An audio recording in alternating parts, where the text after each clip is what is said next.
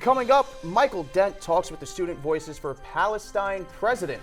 Lindsay Lokimo joins us live from the Unity Project. And we sit down with the team that helped Hofstra put together a live concert right here in the Herbert School of Communication. All that and more coming up on Hofstra Today.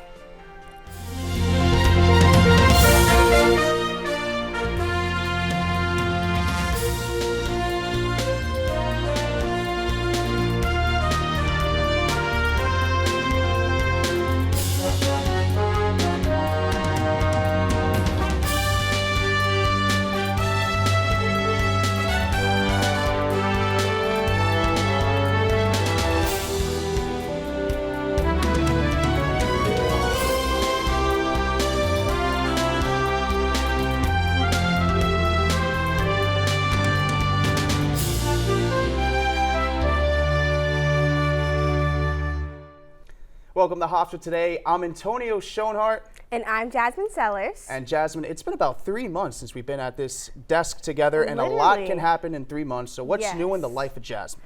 Well, I believe this week we're coming back from spring break, so I took a lovely trip with my friends and my family, and we went to Colombia, and it was awesome. I wish I was still there. Nice. What about you? I actually stayed here local at Hofstra. I was given tours all of break. You know what they say, get your money up, not your funny up.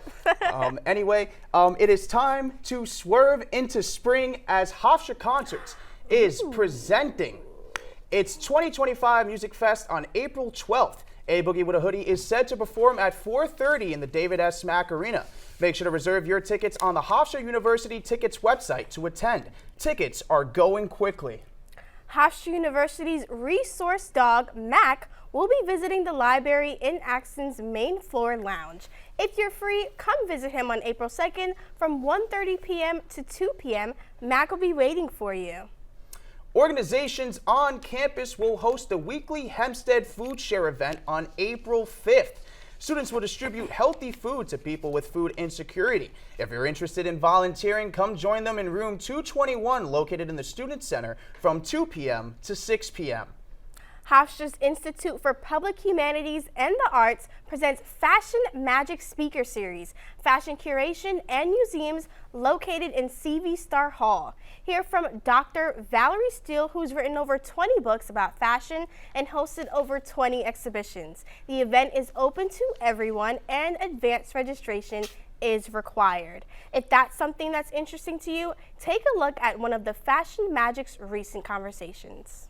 So my name is Moshtada Hilal. I'm a visual artist and writer, and I wrote a book about ugliness, and I'm in the US for my book tour. It is a book about an issue you don't read about, which is ugliness in a political context, and how a topic that seems very personal, very private and painful needs to be broadened to think about it in the context of racial politics, war, immigration. It was quite surprising to me that a lot of quite superficial, trendy beauty practices and products that we use today are directly linked to racial hierarchies, to medical systems that come from a time when humanity or dehumanization were quite linked to colonialism and the struggle for power. I noticed that the first part of it is very self-critical, very harsh, which is, I believe, how she intended it. And it's almost a little bit jarring to read, especially hearing such harsh words and criticisms on such a young girl. I would like folks at Hofstra and in the surrounding community to know that the Institute for Public Humanities and the Arts is a growing endeavor here at the university that's open to the public and is devoted to bringing the outside world and new ideas to Hofstra, and also amplifying the work that's done here by our scholars, students, and faculty to the greater community. I think of it as a double swinging door, and so I want more folks to participate and look for our events in the listings. Just around the corner on April 5th from 9 a.m. to 2 p.m. Groups of volunteers will be assigned homes to plant flowers for the residents of Hempstead and Uniondale. All volunteers will receive a free Napolini Express or Jersey Mike's meal pass. All volunteers must also RSVP by April 2nd at 5 p.m. to participate. The Zarb Women in Business Club is hosting a panel and networking night in honor of Women's History Month tonight at 6:30 p.m. located in the Student Center Theater. Panelists will discuss overcoming challenges, career advice, and personal experience. Everyone is welcome to attend. Coming up, Michael Dent sits down with the Student Voices for Palestine president to talk about their recent accomplishment in the Student Center. We'll be right back. Jason, let's go see your room.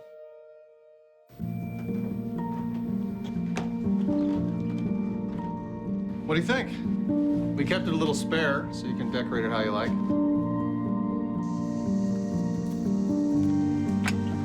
Dinner! Go. Excellent. Soccer is fun. Yeah, I saw you guys out there. We're the family. Yeah! Oh, I thought you were on my team.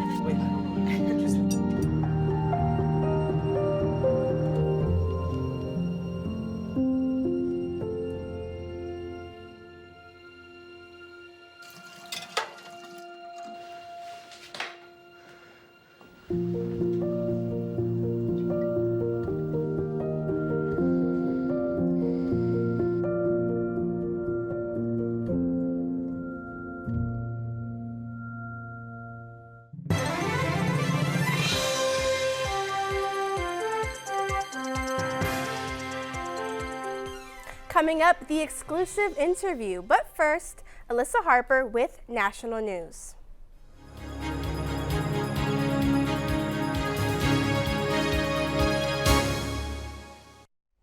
Thanks, Jasmine. Here's what's happening around the country. Layoffs are happening at the Department of Education as President Trump enacts his plan to dismantle the department on a massive scale to give education back to the states. The Department of Education handles loans for students and low-income community schools. And although these programs have not taken cuts, the workload for handling these tasks could be pushed to the Commerce or Treasury departments. President Trump has not ruled out the chance of a recession as the stock market continues to fall. Many analysts have attributed this downfall to the threat of tariffs to a multitude of American trade partners, as all three stock market indexes, the S&P, Dow Jones, and NASDAQ, slid. In place of a solid answer about the potential recession, the White House offered medium to long-term resurgence while dealing with the short-term collapse. Los Angeles County District Attorney Nathan Hochman announced he would oppose Eric and Lyle Menendez's efforts for release from prison, arguing they've maintained a lie of self-defense in the 1989 murder of their parents. The brothers, serving for life without parole, launched a three-part legal effort in 2023 seeking clemency from Governor Gavin Newsom, a reduced sentence for parole eligibility, and a new trial based on new evidence. Washington Capitals star Alex Ovechkin has teamed up with Hockey Fights Cancer and the V Foundation for a campaign called The Great Chase for Victory Over Cancer. Inspired by his pursuit of Wayne Gretzky's NHL record, Ovechkin will donate an amount equal to his career goals total to pediatric cancer research after each goal he scores for the rest of his career. Fans are encouraged to join the initiative. With your national news, I'm Alyssa Harper. Student Center displays flags representing the nationalities of the university student body, while a new flag has been added, this one a Palestinian flag. This is after President Susan Poser made this statement back in November. I believe our policy on that is that it is from recognized sovereign countries. Here to talk more about the process that went into getting that flag in the Student Center is Student Voices for Palestine President Giovanni Sosa. Thank you so much for taking the time. Yeah, thank you for having me on. Starting off, I was wondering if you could talk a little bit about the process that went behind that. Yeah, so initially what happened was President Poser had the town hall meeting, and where students could raise their concerns and thoughts, comments. So we had one of our members ask her a question, about efforts to put the Palestinian flag up because there are Palestinian students on campus. Very plain and simple. She responded with the statement that we just played. It was very insulting to Palestinian students. So we made an effort to constantly meet with administration and SGA to try to, get a motion to get that flag up. And what resulted was we not only got the Palestinian flag up, we got, I think they said at least 100 other flags up of countries that weren't there before. And now having accomplished that, how do you feel about that, looking back and reflecting on that process? I mean, when I first toured the school 4 years ago, the first thing I noticed was when I was walking through the student center, I saw all the flags up there. First thing I did was, look to see if there was a Palestinian flag out of curiosity. I didn't expect there to be one, but, but there wasn't one.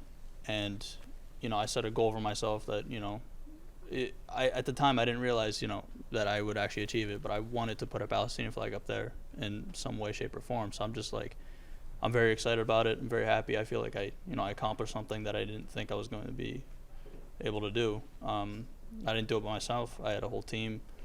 Student Voice for Palestine. I'm very grateful to everybody. So. And how do you feel that has been received by your peers? What have the reactions kind of been to the raising of the flag? Yeah, I mean, from what I've seen, it's like it hurts nobody. I mean, we got the Palestinian flag and other flags that weren't there before. I feel like we made a big motion to get representation in Hofstra for people that weren't represented. So I think people are just overall delighted and excited about it from what I've seen. Yeah. Yesterday afternoon, I talked to Lincoln Anabali, the SGA president, and he gave me a statement on behalf of the SGA that I'll read to you now, saying, quote, SGA advocated to raise the many national flags in the Student Center that were missing to represent students' national identities and culture. SGA helped administration write the new plaque in the Student Center that accompanied the numerous additional flags. Now, back to you, I want to ask, how do you feel the relationship with the SGA and the university has been, especially since the comments made by Posey in November? Yeah, Lincoln Anabali and SGA have been a massive help. I'm so grateful to Lincoln especially because they have, they've been very supportive about, our efforts as a student club to, achieve what we wanted to achieve. They've been helpful every step of the way.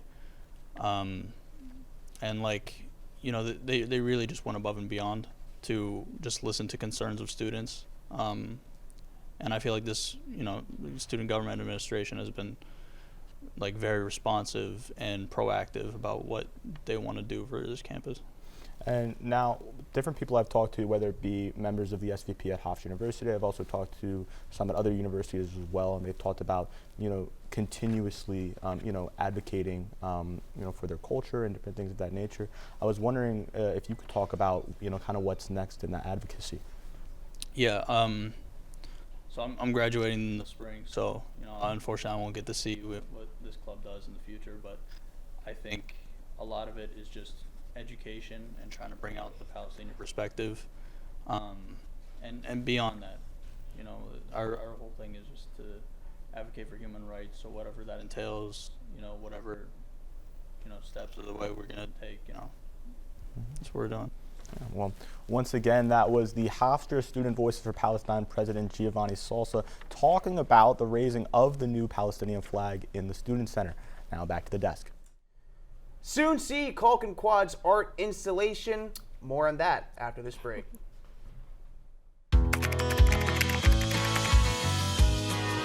How you doing? Hey, Mason. Hey, Mason.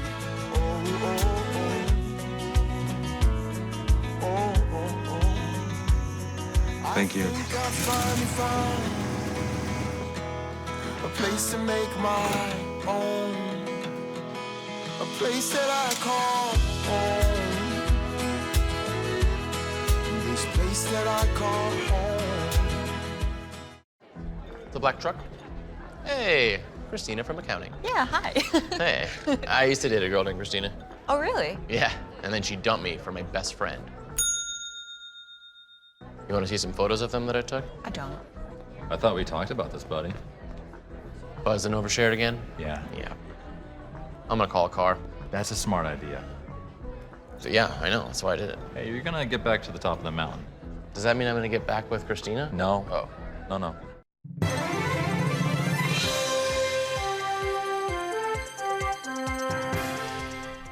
Now, hear from Natalie Wiswart for the newest news coming out of Hollywood.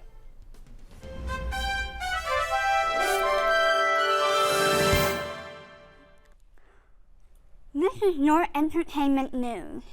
A woman who claimed she was assaulted by Jay-Z when she was 13 was recently heard on tape admitting she had made false claims. She stated her lawyer had pushed her to shoot Daisy. In the case, an investigator asked about Lee's involvement. The woman responded that she was there, but was not involved in any of the acts done to her. The lawsuit has since been withdrawn and cannot be revived. Country star Treacy Yearwood achieved every artist's dream, a star on the Walk of Fame.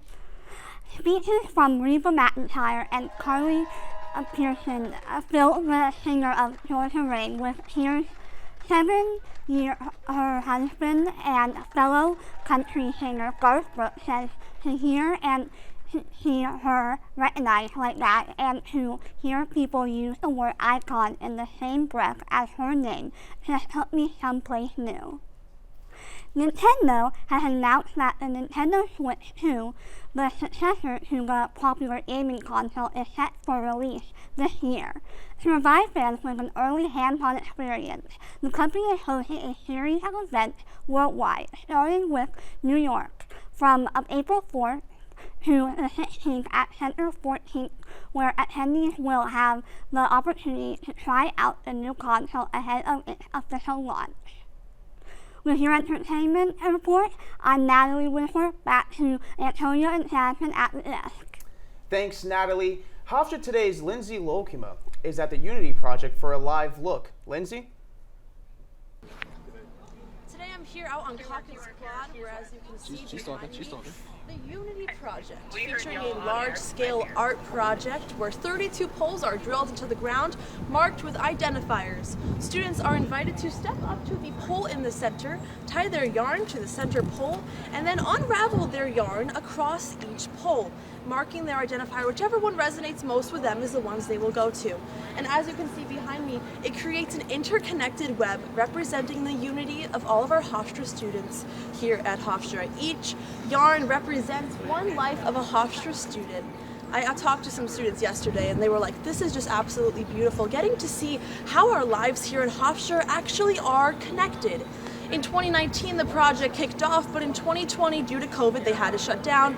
Back up again this semester in the spring, in the beautiful sunny days out here on the quad. The project will be up until April 28th, but today is the last day for students to actually participate. Like I said before, the project will be up until April 28th, where students can come and check out the beautiful creation that is the students of Hofstra University. Representing Unity out here on Hawkins Quad for Hofstra Today, I'm Lindsay Lokema. Back to you guys in the studio. Thank you, Lindsay. Now, Alex Webb has your 5-day weather forecast. Alex, what's the rest of the week looking like?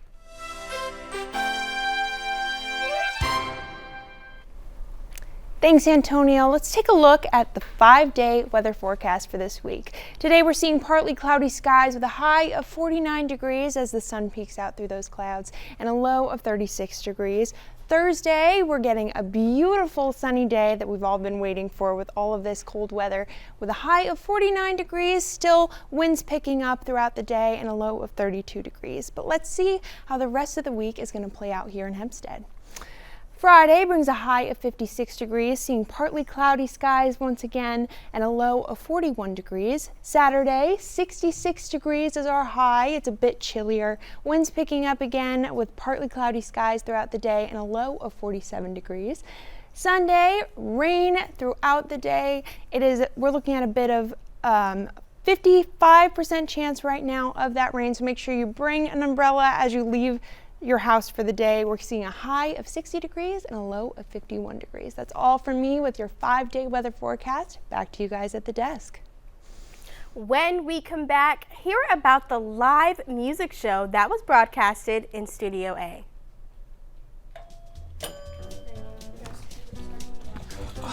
What a disaster. You're a disaster.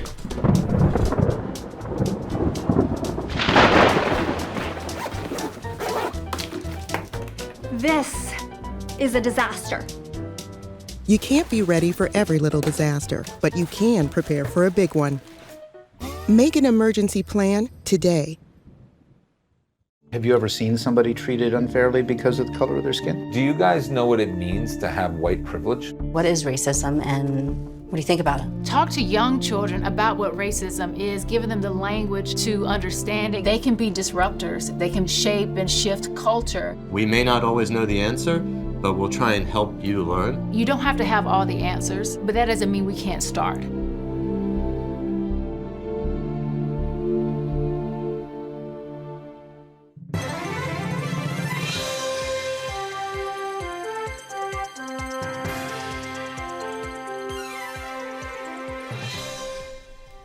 Welcome back to Hofstra Today. Earlier this month, the Herbert School hosted a live music show with professional musicians. Let's take a look.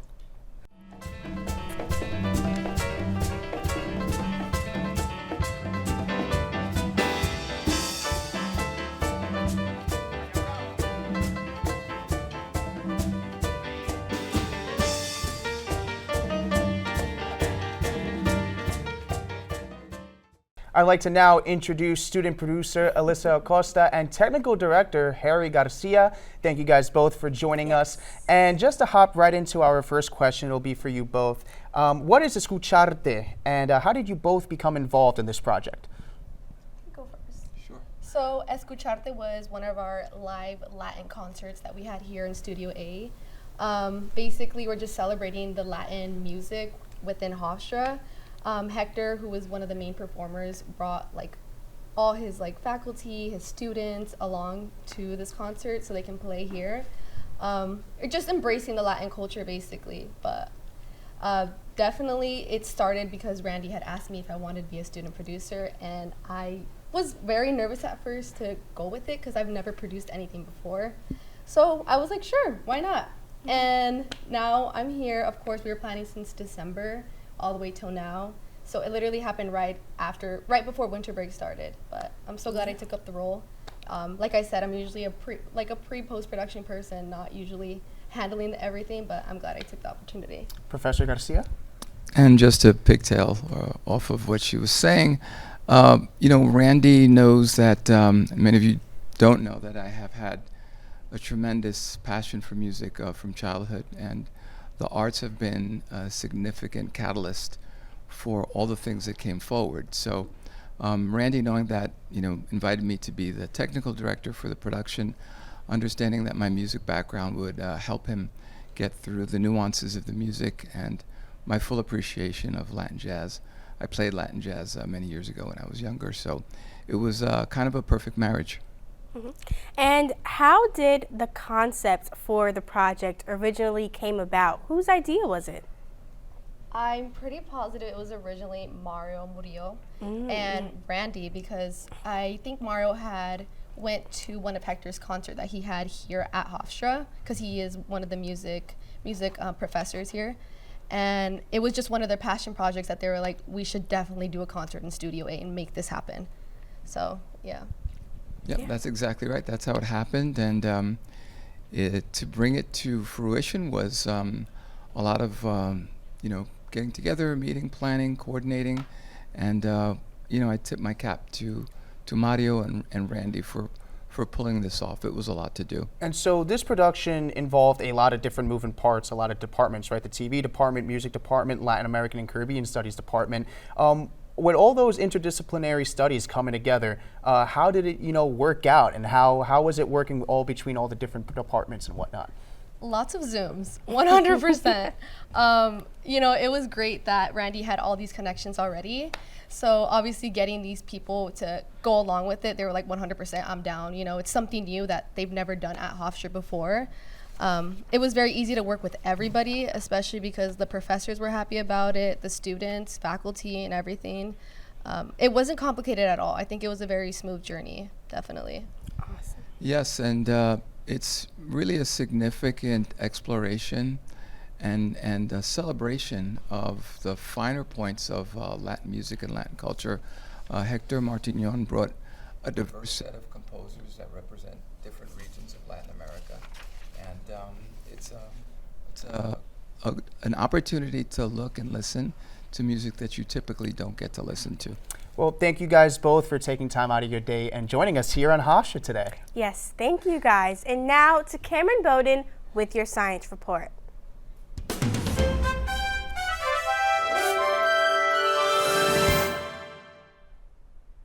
Thanks, Jasmine. This is what's new in science. Scientists have found a science behind clapping. The researchers use a Helmholtz resonator, which consists of an enclosed cavity of air with an opening.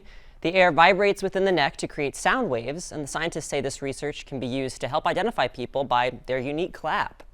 In Australia, a 200-million-year-old fossil has been uncovered. The footprints were resting in plain sight outside of a high school for 20 years. With a team of paleontologists, they say there were more than 47 different dinosaurs found within the slab, and this discovery is proposing a new question for the science community. How abundant were dinosaurs in the early Jurassic period?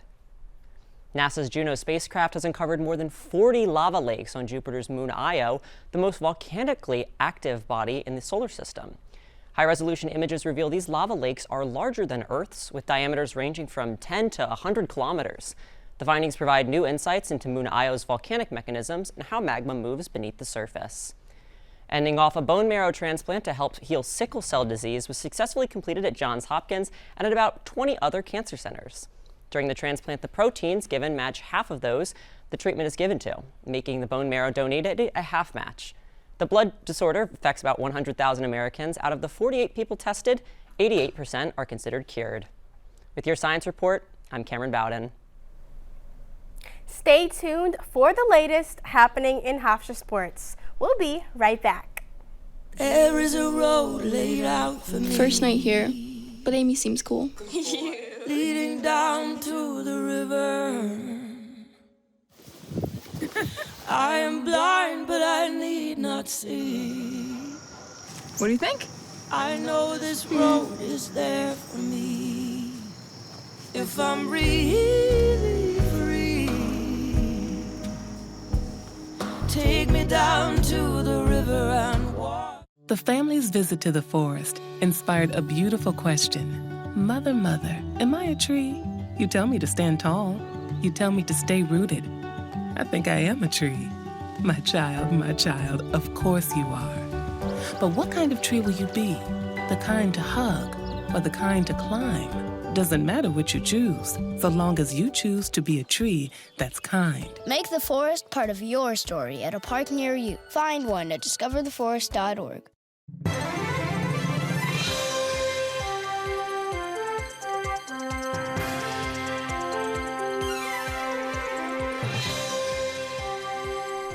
Welcome back. Now we'll pass it over to Aiden Pagan with the Hofstra Sports Update.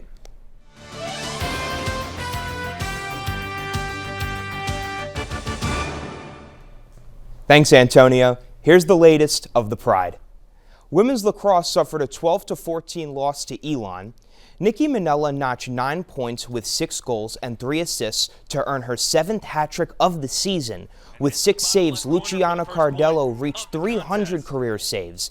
Next, the Pride Contest Yukon this Saturday at 3 p.m. Men's lacrosse is 6-2 overall with a 15-9 win over Monmouth. Shea Kennedy made a career-high 17 saves and saved 10 or more shots for the 3rd time this season. Trevor Natalie and John Madsen both had hat tricks. The Pride are back in action against Delaware next Saturday at 12 p.m. In baseball, Hofstra beat the Seton Hall Pirates 13-12. The Pride entered the 7th inning down 4 runs, but Hofstra pulled ahead to secure the win with runs from 4 players. The Pride is back to CAA play for a 3-game series against William and Mary. With your Hofstra Sports Update, I'm Aiden Pagan. And that's all the time that we have for this episode of Hofstra Today. Make sure to follow us on Instagram and TikTok at Hofstra Today. Tune in to our next episode on April 16th at 1:30 p.m. That's all at and around Hofstra Today.